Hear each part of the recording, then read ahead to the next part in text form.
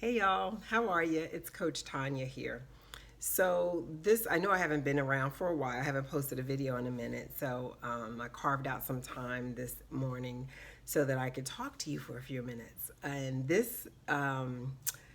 This video was inspired by a podcast that I listened to. It's called Behind the Brilliance, and the episode was 198. So, Behind the Brilliance is by she identifies herself as a serial entrepreneur, and her name is Lisa Nicole Bell, and she interviews all these great people. So the gentleman she talked to this morning, he not this morning, the other day when I was listening to it, he really got me thinking about something and kind of reinforced what I've been feeling about a new role that I've taken on. And I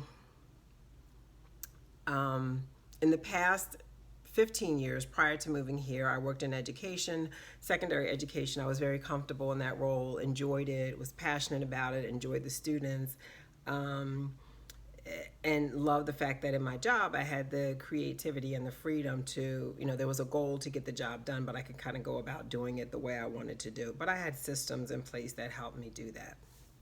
And then prior to that, I worked in the casino industry for 19 and a half years. And during that time, obviously, you're in a business that long, you get very comfortable with it, and things come as automatic. So I bring up both examples to reinforce the idea is that when we're doing something for any extended period of time, we get comfortable with it, right? We learn how to navigate the system, whether it's a new job, whether it's becoming a new parent, whether it's learning how to drive a car, whatever it is, whatever the new skill is, we get very comfortable with it. But then at some point, we may decide or unexpectedly be challenged with going outside of that comfort zone. And I've talked about comfort zones before. So anyway, in January, I took on a new role that was completely new to me. Subject matter wasn't so much new, but the role was new. So I started as an adjunct professor at a local college, and anyone who knows me know that I'm very comfortable doing public speaking, and I'm comfortable in front of a group talking to people. But I have to say, this experience when I first started was the most uncomfortable feeling that I've had in a long time doing something on a professional level. Obviously, I would not have been hired for the job if they didn't think that I was capable of doing it. And I know that I have all the skills that I needed to do it. But still, it's something completely new to me. And the population that I serve is very diverse, and some students are challenged in one way or another. So I want to talk to you a minute about that whole experience. So when I first started, I'm going to be honest with you, I felt very uncomfortable. I was very nervous. I even honestly felt like I sucked at what I was doing.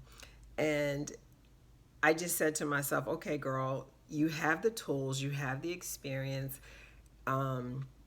Because at one point, all I could think about is how many weeks, and wanting to be super effective. Like how many weeks the course is, a semester. And my biggest fear was, my biggest fear was that, are my students going to learn? Like that's it. I want my students to learn. And as I said, they have different skill levels. But that was my biggest concern. So I walked in literally feeling like I was probably the worst at it. And of course, we are our worst critic. Tongue-tied. We are our worst critic, right? We beat ourselves up. So every day I went into the classroom very well prepared for the day. Taught each class, showed up, brought my energy, my enthusiasm, and my passion for helping others. I showed up with that every single day. I listened to my students. I watched, after each class, I critique my lesson in terms of thinking about like how effective I was with the students. Did they interact? Did they pay attention? Did I feel like I met the objective of the lesson? So in doing that, I started to gain a sense of comfort, not comfort, but confidence. Yeah, that's the word. I started getting a little bit more and more confident with each day that I went in. But still, to some extent, for a good month, month and a half or so, I felt like I really sucked at what I did. So I'm listening to this podcast, and the man that she interviewed, his name is J. Michael Straczynski, and his last name is spelled Straczynski. So he's a writer, right? And this quote just has stuck with me. And the quote is, "Courage is not operating without fear. Courage is doing what you have to do even though you are afraid of it." I'm going to read that one more time because this is real. Courage is not operating without fear. Courage is doing what you have to do even though you are afraid of it. So this theme of fear has been just coming in my life. It's been coming in my life in very random ways. Recently, I had the opportunity to join a group, a group of women, and the group is about pretty much being a fearless woman. So, we talk about what our fears are and ways to overcome them and so forth. So, it's a reason. It's there for me. Everything happens for a reason, but this theme keeps coming back in sermons that I'm hearing from pastors, in books that I'm reading, in podcasts that I'm listening to. And so it's all coming together for me. And I realize that this experience is helping me to move through my fear. There's some other things that I need to do, that I want to do, some goals, some personal and professional goals that I've set for myself. But in order for me to accomplish those goals, I have to set with this fear, this discomfort, this lack of confidence, and all the other words that kind of fall into that category. So, I just want to encourage you to not to run from it, okay? So whatever it is that you're doing and whatever it is that you want to do for yourself, if you set out some goal and you think you suck, just do it anyway. Like, do it anyway. And just by the nature of practicing whatever that it is, you are going to get better and better and better at it. We, continue to search for ways to improve whatever the skill is. I don't know, maybe you want to be a singer, or maybe you want to sing on American Idol, or maybe you want to learn to play an instrument, or maybe you're like me, you're trying to change careers. But whatever that it is. So, for the person who wants to sing, keep singing. Like, sign up, go find out where the local karaoke events are, and get up in front of the group and sing. And you know what? If you aren't any good at it, so what? You won't be the only one. Lord knows I've been to enough karaoke's where, nobody gets booed. Nobody gets booed. And you just do it, And another example for you is, I don't know, about 4 or 5 years ago, I decided that I wanted to become a blogger. And I'd been putting it off and putting it off and putting it off. And I was terrified of doing it because my fear, there's that word again, my fear was that someone would read it and they would find all my errors.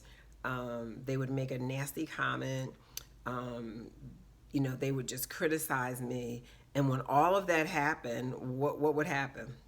the world would just stop. The world would stop evolving, and everybody would know that Tanya put out this horrible, horrible piece of work. Did that happen? No, that didn't happen. Um, I remember my very first post. I remember writing it and proofing it and proofing it and proofing it, and sitting there like with my finger over the button, like, do I press the button? Do I press the button? Okay, and pressing the send button, and it posted. Were there errors? Yes. Do I look back on that first post and just like cringe? Yes. But I had to start somewhere. So I am getting better and better at my writing. I still blog. Am I a famous blogger? No. Does that matter to me? No. Do people read it? Yes. Do I get positive feedback? Yes. Have people said to me, what I've written has helped? Yes. Okay. And that was the whole point. So I will continue to do it as long as I want to do it. I continue to do it. So now I find myself in higher ed. And every day I just decide I'm going to show up and I'm going to be my best at that particular day. And I just put a shield. I don't even look at this is tomorrow, this is the next week, and this is the following week, and this is the following week. So I don't even think about what's to come, because all the energy that I'm using to think about what's coming, I could be using to apply to today. So I am feeling more comfortable. I'm having more fun. My students have told me that they do appreciate me and my style, because it is different from some of their other professors. But I thrive on being unique, and I never want to blend in. I never want to be exactly like I never want to be exactly like somebody else. Like, I always have my own little twist to things, and I'll continue to do that. So along the way, yes, I'm keeping notes. I already know how I will, providing the college have me back another semester. I already have ideas on what I'm going to do different and what I'm going to further develop that I'm already doing. And in the end, for me, it's about making a difference in people's lives. That's what matters to me, is making a difference in people's lives. And so, do I still feel like I suck? No. I still feel like I have some ways to go, but I don't feel like I suck anymore. So what's my message to you? And even though it comes off as negative, it's true. I felt like I sucked in the beginning. I'm like, oh my gosh. Didn't have a whole lot of notice to prepare for the class, my classes, because I teach a couple of them. But in the end, I really look forward to interacting with my students. I feel so much more confident. I'm able to relax a little bit more. I'm enjoying the experience. I'm learning from my students. I'm learning from my experience. And I just continue to move forward with this. So my message to you, the whole point of this is just to say to you, stop waiting until you're perfect at whatever it is you're trying to do. Whatever it is you're trying to do, don't wait. If you're, maybe you want to work out at the gym, right? Maybe you want to get back to the gym. Nobody cares what you're wearing. Don't wait for that perfect. You got to get your clothes lined up, and you've got to have the matching top and the matching bottom and all of that. Nah, forget that. Just show up. Just show up as you are. Be present in that moment, and just do your best. Read, do your research. If you need to take a class, take a class. If you don't have the money to take a class, there's a ton of videos of how-tos on everything on YouTube. There's TED Talks to inspire you. There's a lot of information out there. So use that and just show up at whatever it is you're trying to do. Whatever it is, just show up. If you think you suck, okay, accept that feeling. I suck, and just keep right on moving. So anyway, that is it. If you found this video helpful, I've got to get better at this. If you find this video helpful, please like it and share it with someone who you think could benefit from it. With that said, y'all have a wonderful, wonderful day, and until my next video, bye.